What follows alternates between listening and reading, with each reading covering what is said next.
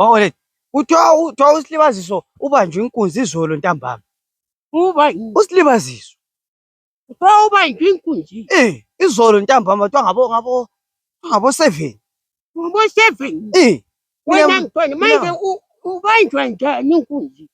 Mina nami kuyamangalisa Mawole. Abantu babemkhuluza lapha lo mntaka kaMakhelwane wathi nasigcobe i-roll-on 24-hour protection. Kuthiwa thina sigcobe i-roll-on 24-hour protection. Manje ubanjwa njani inkunzi egcobe i-roll-on eprotectayo le? Mana sibavuni. Akhuluma wathi kimi 24-hour protectors. Kufanele ukuthi iba protect. Mara igcobe i-protection le kumele iba protect. Kuthiwa 24-hour protectors. Yeah. Now. Yeah, kunjani boy? Buze Mawole tu. Ubani? Yeah, ngizwe isipili lethi kuthiwa ubanjwe inkunzi eGoli lapha. Hoyi, athi siphelile i-roll-on le wathi uyayigcoba.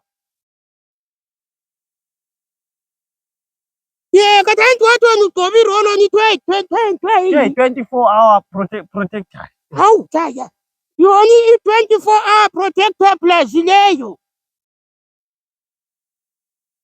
Kanti ibisiphelele emzimbeni. Umbuze Mawole ukuthi kanti manje wayembuluzelani embuluza ngokuthi kade ilivikele kubanjweni inkunzi anto kuthiwa 24-hour protector plus. Kuthiwa protector bani? asazi. Oh, 24-hour protection ngokukhangela ngomzimba kuphela. Uthi ukukhangela ngomzimba. Kanti manje babembuluzelani? Ngisho ukuthi babembuluzelani. Mana ungazakhatha. Ungakhanyi ukuthi Uthathela ingoma kuthiwa hamba uyofaka. Ingoma ehlabela kuthiwa hamba uyofa. Sibazi ukhuluma kimi uthi ubani wahamba. Hayi iphumileyo Mawole ukuthi basephathini. Kule ngoma ephumileyo. Uthi kuhambe kuyakufa bani? Manje ngimtshele sigcwele ingoma ephumileyo Mawole. Hayi igadile ifoni Mawole. Uthi kuhambe kuyakufa. Hayi ingoma ephumileyo Mawole ethi hamba uyokufa.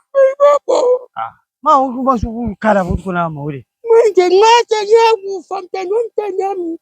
Usilibazisa uhlezi khona ngifisela ukufa mina. Ingoma ephumileyo Mawole ethi hamba uyokufa. Hayi bayambona bo. Manje usufuka yenzani?